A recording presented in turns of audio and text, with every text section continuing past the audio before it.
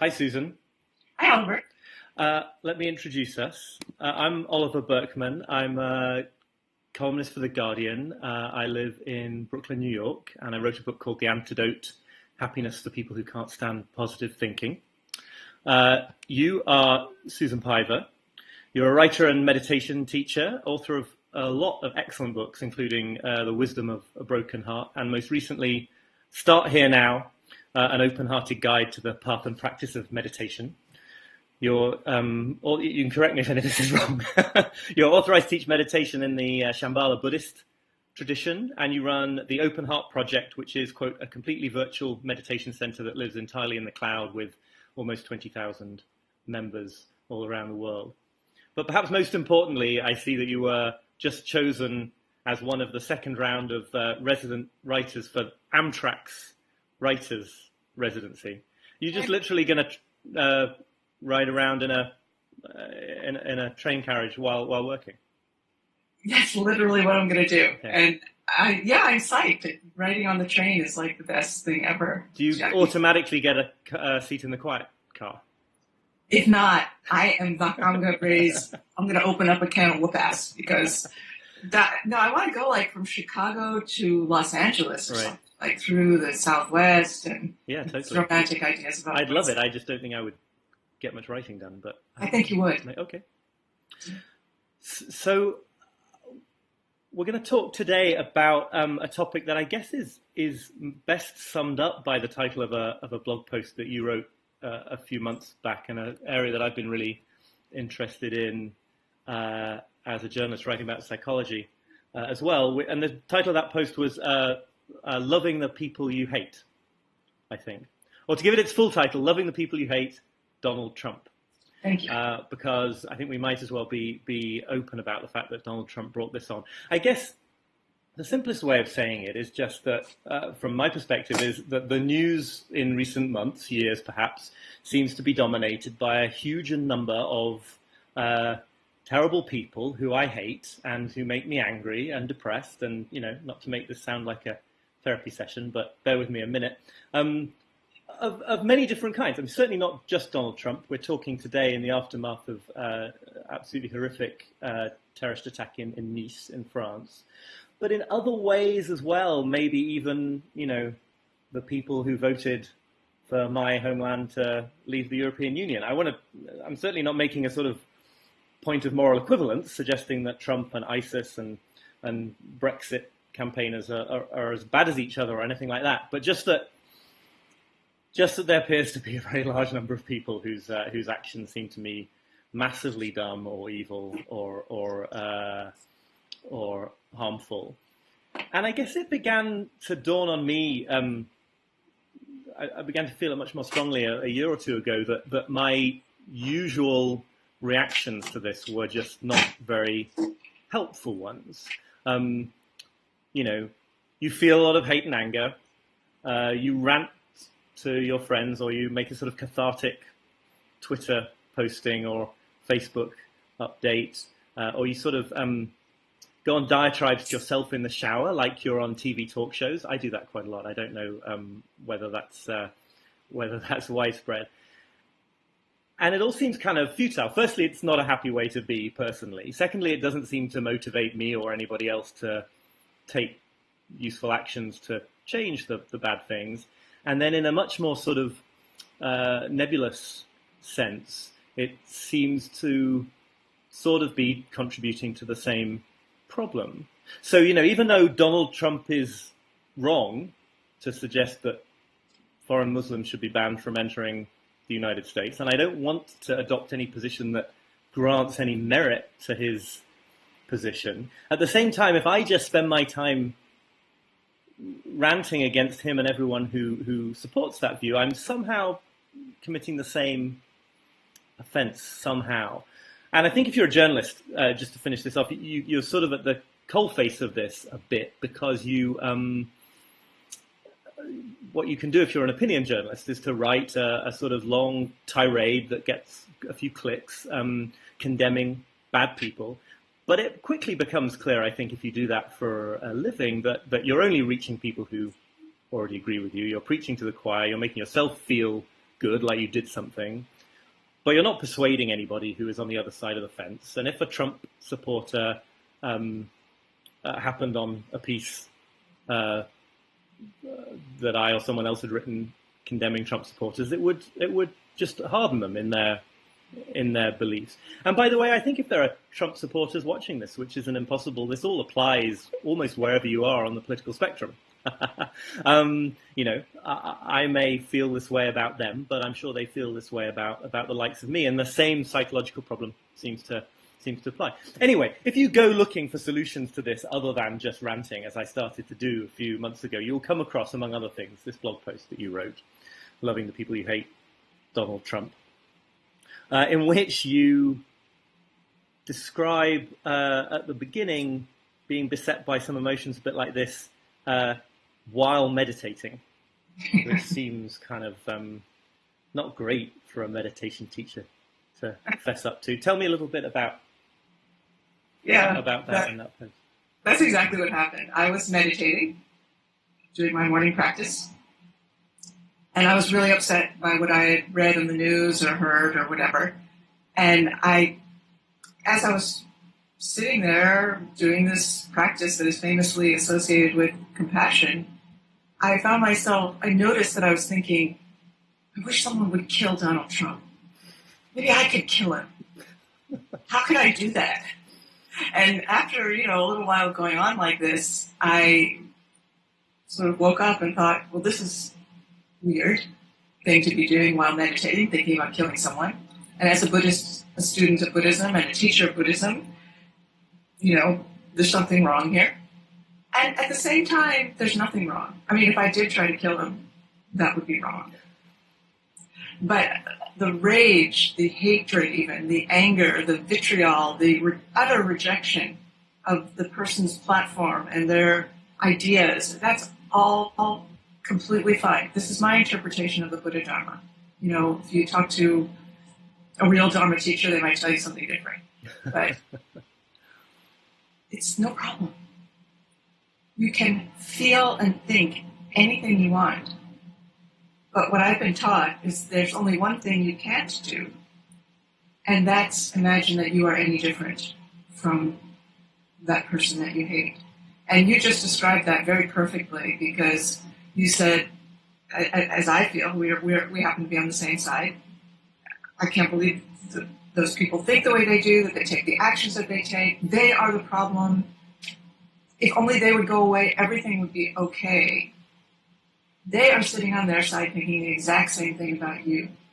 So just on that very basic, superficial level, we're not different. Mm-hmm. We are thinking in the same way. On a deeper level, one could take the position that we are also no different in our basic humanity. And that even though I would never purport to do the things that Donald Trump suggests or thinks are right, I would never drive a truck into a crowd of people celebrating something with the intention to kill. I would not. However, I could ask myself, if I was born in that person's life, raised in their situation, with their experiences, with their genetic predilections or whatever, would I have done that? Of course, who knows? But the Buddhist notion is that we all possess this inner wakeful state of just essential beingness, which is impossible to describe because it's just completely ineffable. And that we're all made of that. If human beings were made of a substance, in Buddhism it would be called Buddha nature, or in the Shambhala lineage it would be called basic goodness, which doesn't mean the opposite of basic badness. It means simply the fact that you are awake and alive and made of flesh and breathing and being human. We are all made of the same substance, and that substance is good. And that anything we do that's bad or worse than bad is not because we're bad. It's because we have become wildly confused. But if you brushed away that surface of sludge, of confusion, you would still find the same goodness. And, that was, Hitler and killers, it's, of course, all these things come to mind immediately. How could one say that these people are good? However, the image that I use that helps me relate to this is when I think of a baby. Babies are born just going like this, just in some way reaching. And there's an expectation of being held. And when that happens, that is just simple and good. If it doesn't happen, it's shocking and traumatic. So that basic sort of is the thing we all start with. I mean, a lot of this makes perfect sense to me, but I guess the first objection that that arises in my mind anyway is, you can say we're all the same in certain key ways, and that the nature of the psychological response is the same. I'm sitting here saying those people are wrong, those people are over there saying I'm wrong. But where does that leave the possibility of like me being right and them being wrong? Because I wrote a piece about this, which I spoke to you for. About could I somehow learn to have some kind of compassion for Trump himself? And the first problem you run into is, it's my opinion. The reason I hold my opinions is because I think they're right, and because I think the inverse of them is wrong. And there's a tendency in some writing, anyway, that I've come across from in a sort of broadly Buddhist direction to it leaves this sense that I'm somehow going to have to compromise, that I'm going to have to accept that there might be sort of merit in both sides of the view. And I just, that's the first time. I forget about that. You don't have to do that. You don't. Say more. No, I feel the same as you. I happen to think that what you think is right is right too. No one's going to talk me out of that. Right.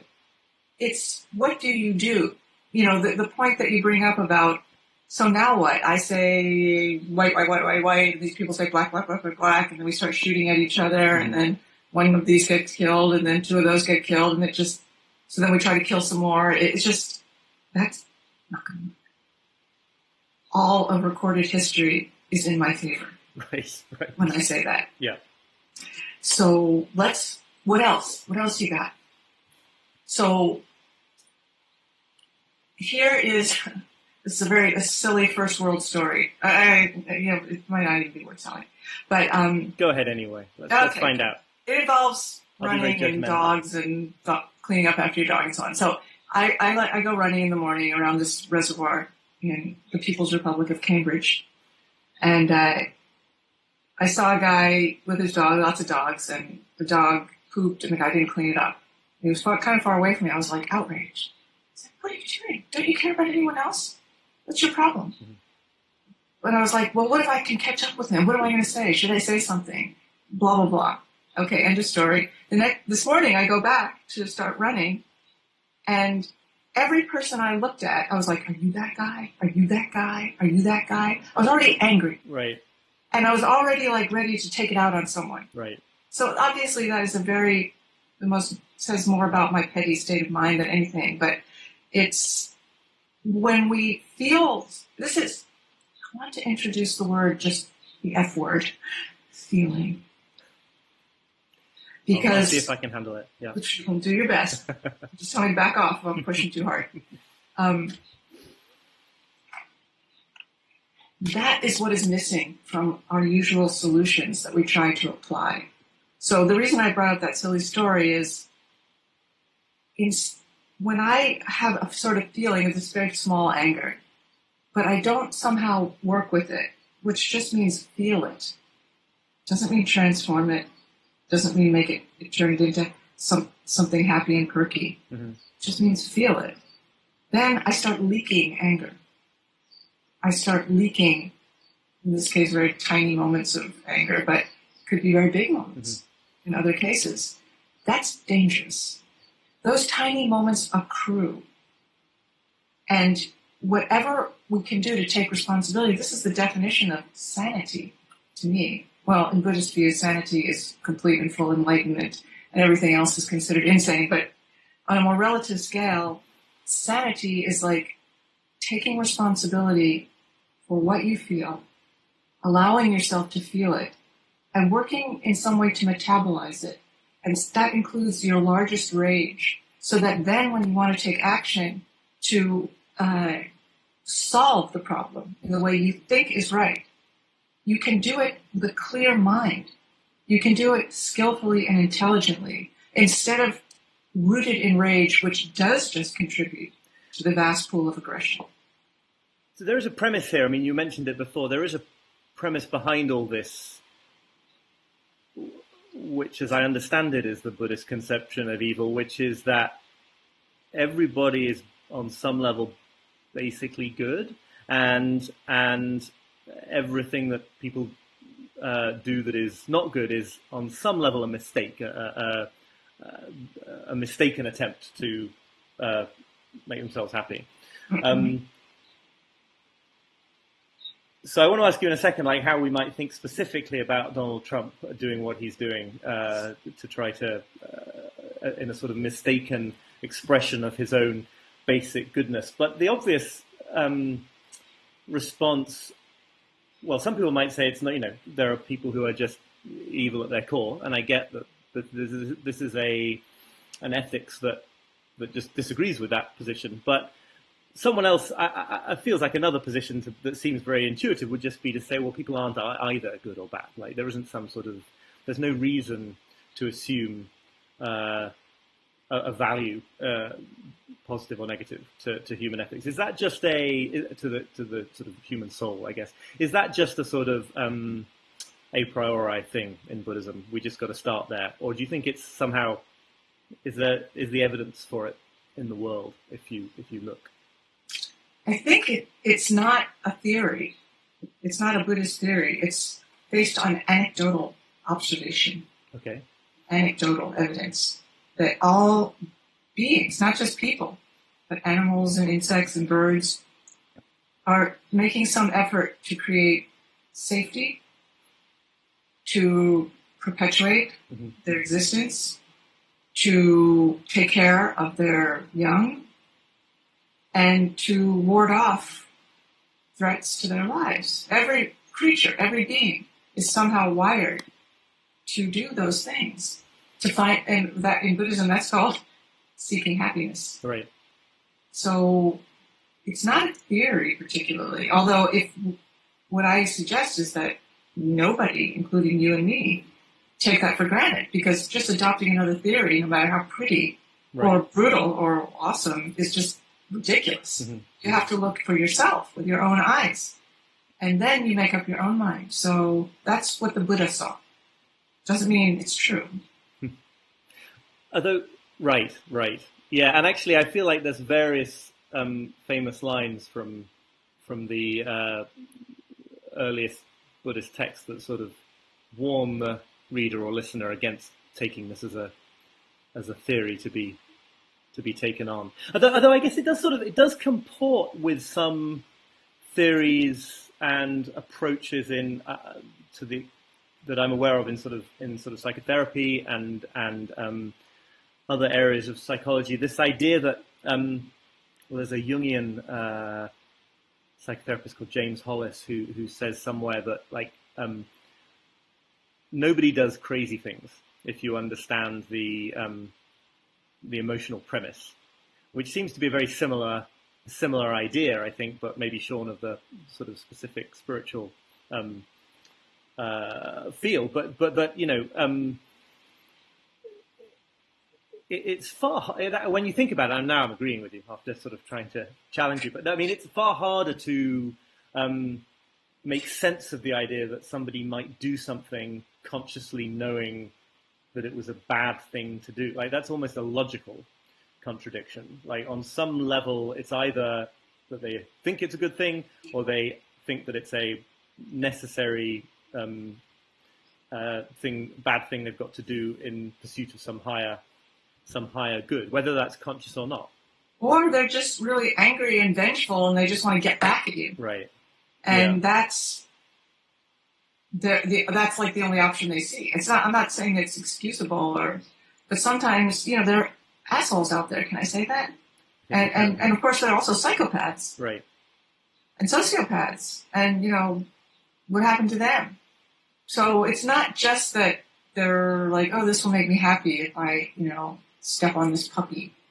There are some people that just there's something they have to take it out somehow. But it's a way of trying to release some pressure. I mean, I don't know. I'm not a doctor or anything, but I'd say the same principle is at work. Although, and it all makes sense. There's an internal logic that makes sense, even though it's also completely absurd and ridiculous on another level. And horrible. A lot of this seems to go along with some of the stuff that I was researching when I wrote my book about the problems with positive thinking, which is that you said earlier on that you can only sort of make sense of this if you accept that it's kind of okay to feel the hate and the anger towards these people. The problem is thinking that you're any different in your basic functioning, and the problem is acting in certain ways on that on those emotions. And that seems to go along with a lot of stuff in social psychology about how or psychology in general, about how you can't just you can't choose what emotions you want to feel, and you can't change in a long-term way the emotional or cognitive content of your mind through force of will. You can't just sort of think happy thoughts and then they'll go away. But okay, the problem I have is that, well, let's talk about loving kindness meditation specifically, maybe in Buddhism. I have been on a few Buddhist retreats, and there's always been this element of metta or loving kindness meditation, which, as far as I can tell, essentially revolves around a set of phrases that are designed to encourage me to feel compassion and empathy and sympathy for firstly people close to me, maybe then people who I feel neutral about, and finally for my enemies. And I guess it just always gets my hackles up, right? Because it does seem, at first glance, maybe the way I've just described it there, like some kind of positive thinking. Like I'm going to change the fact that I'm enraged by what I read on the news, and I'm going to change that into sort of compassion for people. So maybe say a little bit about how you think of loving kindness meditation as a specific technique. And if it can involve putting that criticism to rest, that would be helpful as well. Well, I have to say I respect that it gets your hackles up, and that you think it's trying to get you to change into someone else, and that as far as I understand it, it is not. There's no instruction to stop feeling whatever it is you feel. But one of the wonderful premises of loving kindness meditation is that when you feel enraged about Donald Trump, let's say, and you're like, I can't handle it, it's making me crazy, and I hate him, and there's nothing that's going to talk me out of it. Loving kindness doesn't say, stop that, and start feeling kindly towards Donald Trump because he was once a baby too, or whatever. The place to start is extending loving kindness to all people who struggle as you do with their hatred of Donald Trump. That is a place, that's the opening. But you just say, not just me who's suffering, but others who suffer exactly like me. I send to them the wish for relief from that suffering, and that includes myself. So that is a more skillful way, I'd say, just to start with loving kindness practice. So if you first do loving kindness for yourself, and and the progression is just as you described. I'm a person who hates Donald Trump. Let me try it. I'll hope that I can find some relief from that torture of rage without changing my opinions. And then you think of someone you love who also struggles with hatred of perhaps Donald Trump or of someone or something. Mm-hmm. And then you think of the neutral person and someone who you hate, who also has struggled. And you don't wish for them, you just wish that they could find relief from their own suffering of hatred. And So that is a way of not changing you or asking you to be different, but of sort of loosening the grip of the rage, introducing a little space, a little breath, so that you can get on top of it, as it were, because otherwise it has dominion over you, and that's dangerous. But including other people, which is compassion, you right the balance, so you have greater agency over the situation. And that's been your experience of loving kindness meditation in your own life. Yeah. Sometimes I'm just in a fit and nothing helps, and I just have to sort of have a hissy fit. Did you used to be angrier and more hateful than you are, or were you always really not very angry or hateful at all? Or is it somehow that you just let go of it quicker when it arises? I mean, I'm interested in how that happens over the course of the life of somebody who does a lot of intense meditation. Well, I feel like just by nature, I was not born a particularly, vitriolic person. Some people are very argumentative, and I'm not. However, a long time ago, I'll show you. Just take 1 second. Sure.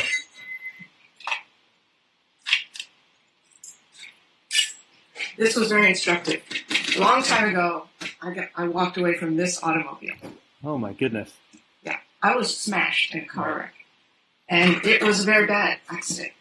And for a couple of years after that, maybe even 5, I was a very angry person.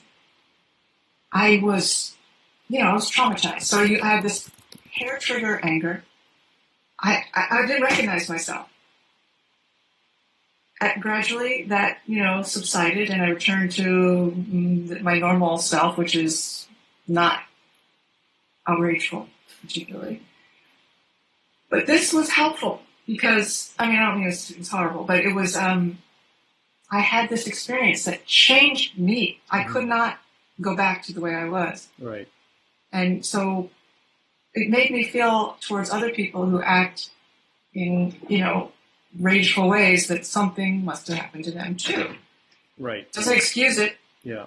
But, okay, so that was a long time ago, but now over many years of practicing, not just loving kindness practice, but just basic mindfulness, breath awareness practice, which also has a tremendous softening effect, I have found absolutely that I don't get angry less, but my own anger hurts me less. And I find it kind of interesting as well as painful and very uncomfortable. Because in Buddhist thought, anger has every negative mind state has a flip side. And the flip of anger is clarity. Okay, right. So, well, I was just going to say, the thing it makes me think of, I can totally see that the anger that you would feel after an experience like the one you described would be very painful. I think I could dredge up some examples of feeling very painful anger myself, but there is a lower level of anger where there is a complicating factor, which is that it's kind of fun. And there is... Some people. Okay. For me, I suppose I'm thinking just in terms of social media right now. Okay, there is to me something pleasurable about expressing very strong objection to something that I think is bad on Twitter, and when I think hard about that, it's pretty unsavory because. Not that I expect Donald Trump to read my tweets, but in some symbolic or implicit way, the idea is I'm putting something out there that if he read it, or somebody who had his interests at heart read it, would feel they'd feel diminished or humiliated or something as a result of it, which is kind of awful to admit because I don't think that I go around consciously wanting to cause other people to feel humiliated. But I feel like it drives an awful lot of energy on on social media for one thing, and not Especially just and Twitter. not just among. I'm not talking now about people who send harassing and abusive No. messages. I'm talking about we decent people who just express ourselves strongly. It's kind of awful to think too hard about the motivations there, but it's fun in the moment, and this is a big problem because I think if that kind of stuff was just unpleasant from the get-go, I wouldn't indulge in it very long because it'd be like putting my finger in a flame or something. It's fun in the moment. I totally get that. And you're a words dude, in case you want to put that on your business card or anything. So, that's your weapon. Right. So you're deploying it. And however, you are not slaying the enemy with it. So if you want a weapon to slay the enemy, you should choose something different. If you want to let off some steam for yourself, okay. Well, but the hunch is that it's making it worse only in some microscopic way. And my tweets don't count for anything in the scheme of the world. But but in some microscopic way, I am fueling. Well, this is the idea I get anyway certainly from reading your posts on this sort of thing. That in some microscopic way, I'm fueling the problem. I think you are. Right. And I am when I do things like that. Right. However, sometimes you're right, and sometimes you are attacked. Mm-hmm. Maybe not you personally, but maybe you are sometimes. Sometimes I am. Mm-hmm. And then what do? You just go, "Oh, don't hurt me. Let's sing Kumbaya," or do you flame them back? Right. What do you do when you're attacked? It's easy. That's a more interesting, in a sense, more difficult question. Because you got some hostility, I think, didn't you, in response to the other post that I wanted to mention, which was from May 2011, in response to the killing of Osama bin Laden. And just a quick quote from it here. You said, quote, "One of us is gone. One apparently horrific, terrible, vicious one of us is gone. I don't feel regret for him or about this. I'm regretful for the rest of us who are now left thinking that this is a cause for celebration. It's not. It's a cause for sorrow at our continued inability to realize that there is no such thing as us and them." Now, this is pushing it to the max, right? To use the word us in a circle that encompasses Osama bin Laden. How did that go down? Yeah, well, interestingly, I mean, there were a lot of people who, because I got people who read my posts are people who already agree with me, just like you. So that's the internet. Exactly. Yeah. But then because it just happened, it was Osama bin Laden, and it was called Compassion for Your Enemies, or, that it was outraged. It outraged people. It went, outside of my immediate circle. Right. And they were very, very, very angry at me and insulting. And one of my favorite insults was, "You're probably an Apple user." Guilty as charged, right? Like you, some white girl sitting on, in your castle with your liberal friends and whatever. Yeah, that's all true too. But still, I stand by my point of view. Which is, just to unpack that a little bit more, that's not that it's necessarily wrong that he was killed. Let's set aside the argument that he should have been captured and tried and just look at the issue of, ending this person's influence in the world by whatever means necessary or not doing. And you're not saying it's wrong that happened, but that celebrating represents a misunderstanding of what had happened. I think in the post I used the word booyah. Right. Like, yeah. This is not a booyah moment. And that is the part that terrified me, actually, was that people were celebrating it. And it's not. It's nothing to celebrate because it was the murder of another being who, again, I don't argue with that particularly, although I don't really know all the complexities of it, of course. But all it's doing is creating someone over there who wants to kill you. So it's just not very pragmatic to celebrate in that way, because you're just creating people who want to celebrate your death. So I don't think anybody wants to do that, but that's what we're doing. So unless you slow down and think about it, that's you're gonna have that. It's very irresponsible. It's dangerous. It makes me very upset, and it's totally normal and human too. But we gotta grow up.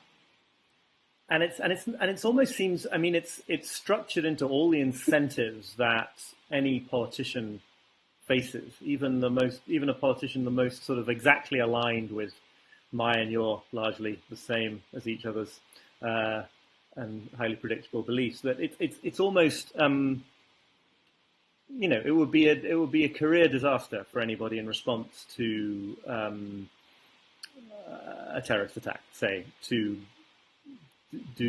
say things other than to channel that kind of anger.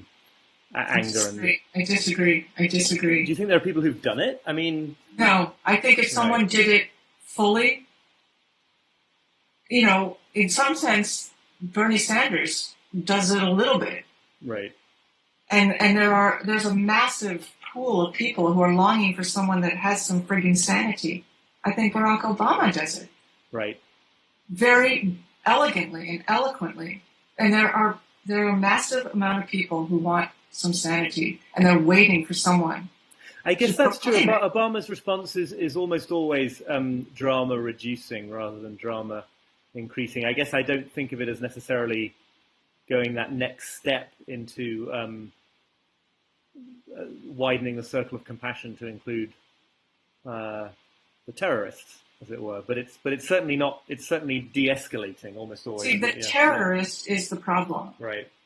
So I wrote this in a book I wrote. So, but I'll just tell you this brief story that happened to be in the People's Republic of Cambridge again, where I get very angry sometimes on the road. I don't like it when people don't obey the rules of the road. Right. And I was particular pet peeve is the rotaries or circles, yep. traffic circles, and the person in the circle has the right of way. Yeah.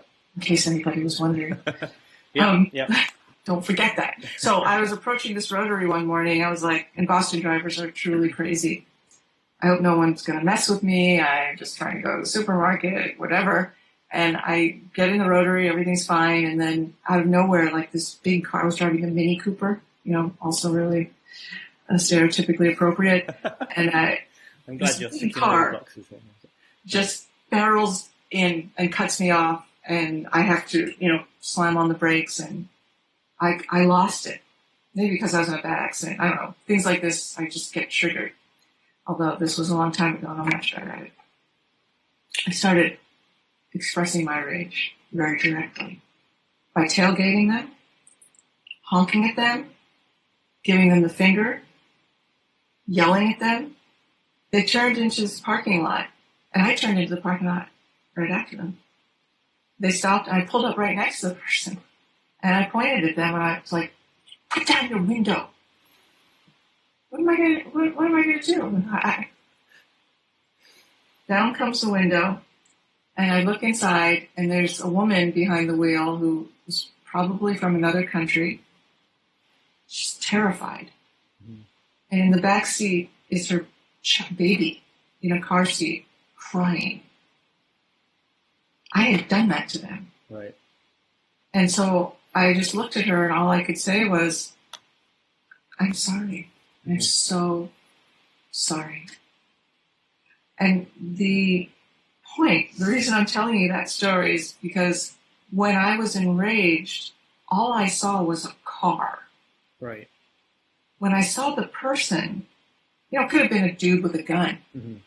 But when I saw this particular person, 99% chance probably wasn't going to be a dude with a gun. But in this case, it just happened to be a very fragile person with a baby. When I saw that these were humans, not a car, everything changed. And I felt this incredible chagrin. And the point of this story is when we see a terrorist, we're seeing like a car, mm-hmm. something that we can just throw a bomb at. If we go to people's houses, which I'm not suggesting, and we see their babies, and we see their parents, and we look at the situation they live in, right, we're not going to like them anymore, we're not going to agree with them, but some rapport is established that is other than us and them. Us and them is the ultimate danger, because when it's them, you can kill them. Mm-hmm. Let's drop a bomb on them. my solution for world peace is get all the people who are enemies and get them to raise each other's children for like 6 months. Because then everything will be different. See, the British response to your road incident would have been to bottle up the rage, I think. Not to have a confrontation, but it would be just as unhealthy in its own way, right? Because it would be to send it all inwards and hate that person for that theoretical person for years. And then anybody else who tries to cut you off, that becomes your enemy too. So this is interesting. I mean, on the other side of that kind of interaction, I've noticed the things I write about do not attract a very large number of hostile emails. I'm enormously lucky. Also, I'm not a female journalist, and that means that you get a whole lot more abuse on the internet too. But I do occasionally get really unpleasant emails from people who've clearly been like sparked by something I've written and decided to let me have it. And like, it's kind of hilarious, and maybe I do it slightly from bad motives, but if you just respond in the sweetest way you possibly can, firstly, you kind of get the moral edge on them, right? Because so I get that kind of bad satisfaction.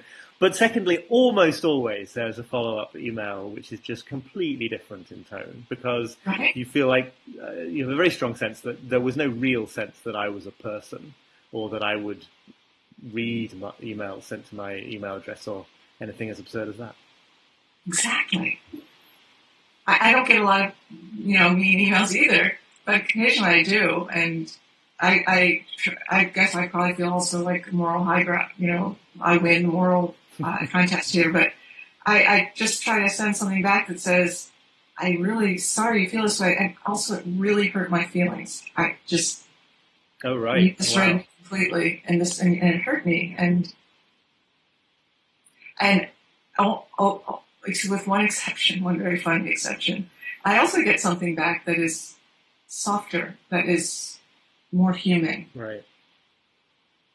It's an instructive experience.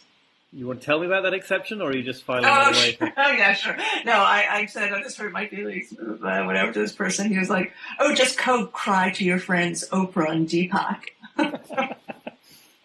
It's an option. We should wrap up shortly, but I guess then there's a question that emerges from all of this, especially with the things you're saying about the post on Bin Laden and terrorism, which is, does Buddhism, not that you and Buddhism have to agree, but is there a stance here that is ultimately pacifist towards violence? Is this saying that a response to terrorism that involves bombing raids is always by definition going to be one that is wrong and that fuels the problem that it seeks to address, or is it just kind of usually given our flaws, but actually maybe sometimes that's not the case? It's a good question. I don't know the answer. I really don't. And I'm sure there are different ways of interpreting the Dharma, like anything. But on one extreme, you look at what happened in Tibet in 1959. There was a pacifist culture. Some other people just walked in and said, "This is our country now." And that was it. There was no, that was it. They were conquered. That's not good. Right. So then what? Then what? So I don't know. If I did know, I would be like the future Buddha or something. But in my Shambhala Buddhist lineage, which is a Tibetan tradition, it is called the path of warriorship. And the warrior, in this particular sense, is the warrior against aggression. And the qualification that sets you up to be a skillful warrior is to have a broken heart, is to feel. And that gives you the presence of mind to see clearly. And that's why we practice meditation with our eyes open, because it's a practice of wakefulness so that you can respond in the moment intelligently. And I can't tell you what intelligent looks like. This is different. And this is right. And this is definitely a riposte to any picture of meditation that people might have, that it's about somehow losing the ability to feel these very intense emotions, right? That it's about sort of getting down to a nice midpoint level where nothing it's the opposite. Right. It's the opposite. A lot of people think meditation will make you some kind of implacable person who's not attached to their ego or whatever kind of BS they might think, and that if upsetting things don't upset them and pain doesn't hurt them. But the truth is, as you practice, you become less guarded. And so anything can get in. And not ever, there's many things you don't want. And so you feel more. Mm-hmm. So the result is not that you become implacable, it's that you become genuine. Because you're not guarding and blocking all the time. And, I can understand anyone who would not want to do that. Because, it's sad. You cry a lot. But, what is the choice, really? Right. So to sum up, I mean, the response to what can I do about all this fury or despair or whatever it is that I feel towards certain candidates for the presidency or to anyone else is first of all not try and do anything about it, right? I mean, not try to get rid of it as the first move. Of what you feel? Yeah. Feel it. But here, can I introduce a caveat? Absolutely, yeah. No, send people away with a sort of some practical technique for dealing with this. I mean, maybe it's just me. Maybe people will be like, I'm probably fine it's just you. But just in case it isn't just you. Okay. Feeling is different than the reason that you feel what you feel. So feeling just means you sit there and you are enraged and you just feel it. Is it hot? Is it cold? Is it in your neck? Is it in your belly? Does it make your head go like this? Like literally feeling it in your body, but not the story of it. That's right. The key delineation. The story is, I don't like him, he has weird hair, he's stupid, all that may be true. But that's not the same as feeling. So when your mind starts to go into the story, if only he didn't do this and he needs to be stopped and all of those things, you are actually stepping away from the feeling and into the narrative that explains the feeling. And the narrative that explains the feeling has to wait. Because that's not the same thing as feeling. And every time the story arises, well, blah, blah, blah, you let that go and come back to this experience. And so in this way, you lean in to what you're feeling. You meet the truth of your experience. You expand to include it rather than try to, it's ensmalling yourself to exclude it. You embiggen yourself to include it. And then you let the story wait. And so in this way, you regain your balance. There's no theories here. There's no principles. There's no ideas. There's just feeling what is happening in your human heart without trying to change it. And then it naturally metabolizes. Could take a long time. Or it might not. Okay, I'm going to do my very best. I feel like I should go out and seek more TV news coverage of Trump just to test this out, but we'll see. You'll have plenty to work with. Don't worry. Right. Thank you very, very much, Susan. It's been a real pleasure and fascinating to talk to you. Thank you. You're welcome.